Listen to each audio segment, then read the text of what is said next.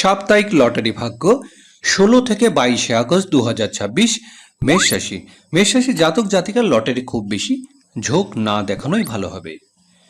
বৃষ রাশি লটারি দিক থেকে আগস্টের তৃতীয় সপ্তাহে বৃষ রাশির জন্য মধ্যম প্রকৃতি থাকবে, কিন্তু হঠাৎ প্রাপ্তি যোগ সামান্য হলেও রয়েছে। মিথুন রাশি সপ্তাহের শুরুতে মিথুন রাশি জাতক জাতিকারা একবার চেষ্টা করে দেখতে পারেন, বাকি সময় লটারি থেকে দূরে থাকাই ভালো হবে। কর্কট রাশি। কর্কট রাশি জাতক জাতিকারা খুব বেশি অঙ্কের লটারি না কাটাই ভালো হবে, কম অঙ্কের লটারি কোনো বাধা নেই। সিংহ রাশি লটারি দিক থেকে সিংহ রাশি জাতক জাতিকার ক্ষেত্রে এই সপ্তাহে খুব বেশি ভালো নয়, আবার মন্দও নয়। কন্যা রাশি। কন্যা জাতক জাতিকার জন্য সপ্তাহে মধ্যভাগটা বেশ ভালো রয়েছে, তবে শেষ ভাগে একেবারে লটারি কাটতে যাবেন না। তুলা রাশি গোটা সপ্তাহে তুলা রাশির জন্য বেশ ভালো দেখা যাচ্ছে, তবে খুব বেশি আশা রাখা যাবে না। বৃশ্চিক রাশি। বৃশ্চিক রাশি জাতক জাতিকারা খুব ভাবনা চিন্তা করে লটারির দিকে এগোন, প্রাপ্তির সম্ভাবনা কম।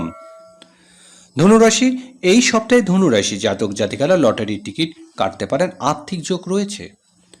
মকর রাশি। মকর রাশি জাতক জাতিকাদের জন্য সপ্তাহে মধ্যভাগটা বেশ ভালো দেখা যাচ্ছে।